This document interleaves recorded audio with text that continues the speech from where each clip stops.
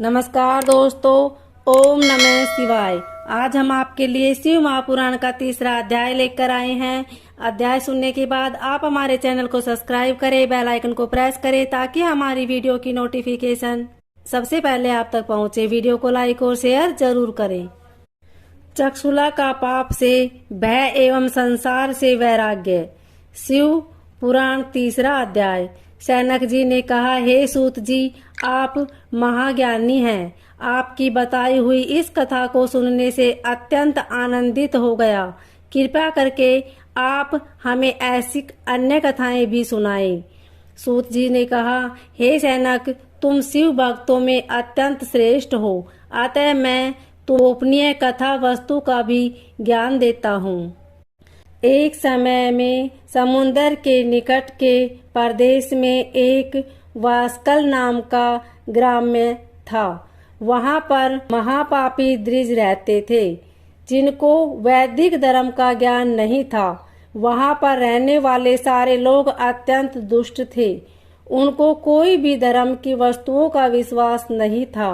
वे लोग न तो देवताओं पर भरोसा करते थे, न तो भाग्य पर। ऐसी कुटिल वृत्ति वाले लोगों का मन हमेशा दूषित विषयों में ही लगा रहता था। वे लोग अपने पास अत्यंत भयानक अस्त्र शस्त्र रखते थे। लोगों को ज्ञान, वैराग्य और सधर्म का कोई भी ज्ञान नहीं था। वहाँ पर द्विज के साथ अन्य जाति के लोग भी उनकी तरह ही थे। उस प्रदेश की स्त्रियों का भी अत्यंत कुटिल स्वभाव था। वे लोग स्वेच्छाचारिणी, पापी, कुत्सित विचारों वाली और व्यभिचारिणी थी। उनको सद्व्यवहार एवं सदाचार के विषय में कोई भी ज्ञान नहीं था। पूरा ग्राम में दुष्टों से ही भरा था।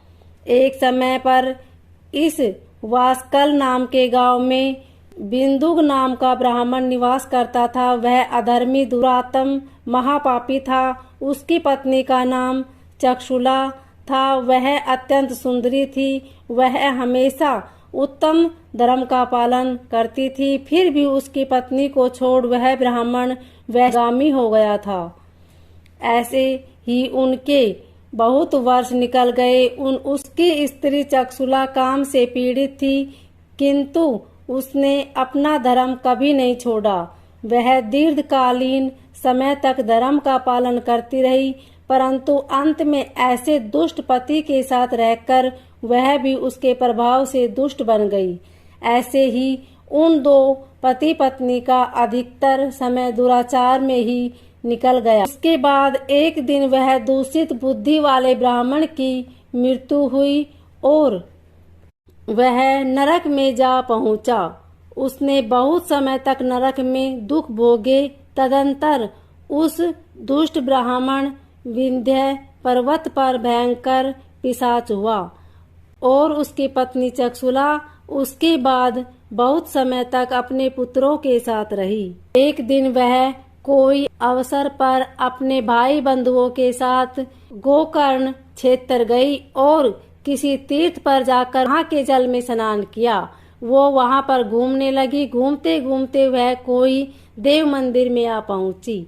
वहाँ पर एक ब्राह्मण भगवान शिव की पवित्र पौराणिक कथा सुना रहे थे।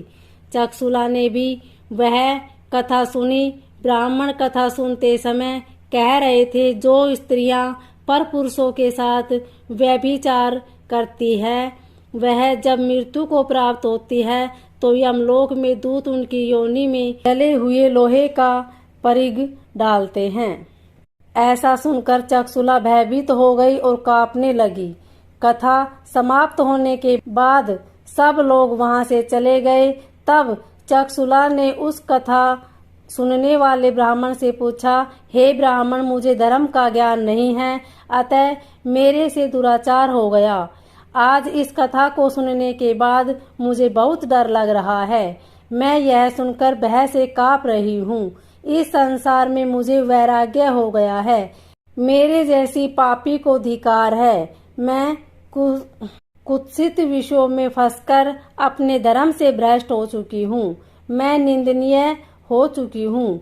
मुझे किस प्रकार की घोर यातनाएं सहनी पड़ेगी और कैसी दुर्गति मिलेगी। मेरे जैसी पापी की सहायता कौन करेगा। मृत्यु के बाद वह भयंकर यमदूत जो मुझे गले में फंदे डालकर ले जाएंगे, उनका सामना मैं किस प्रकार करूंगी। नरक में मुझ जैसी पापिनी के टुकड़े किए जाएंगे तो वह मैं कैसे सहन कर पाऊंगी। मैं अत्यंत पापी हूँ और हर तरह से पाप चुकी हूँ। मैं नष्ट हो गई हूँ। हे ब्राह्मण, मेरे माता पिता और गुरु आप ही हो। मैं आपकी शरण में आई हूँ, मुझ अबला का उद्धार कीजिए। सूत जी ने कहा, चक्षुला इस प्रकार से खेद और वैराग्य युक्त ब्राह्मण देवता के चरणों में गिर पड़ी। तब उस बुद्धिमान ज्ञानी ब्राह्मण ने उसे उठाया और कहा, बड़ी भाग्यशाली हो कि शिव पुराण के वैराग्य प्रदान करने वाली कथा को सुनकर तुम्हें समय पर भान हो गया। हे नारी, तुम चिंता मत करो, भगवान शिव की शरण में जाओ। भगवान शिव तुम्हारे समस्त पाप तुरंत समाप्त कर देंगे। यह कहकर ब्राह्मण चक्षुला को समस्त पापों को हरने वाली तथा सुख एवं सद्गति देने वाली शिव पुराण कथा की महिमा का वर्णन करते हैं। इस प्रकार शिव पुराण तीसरा अध्याय समाप्त हुआ। ओम नमः शिवाय।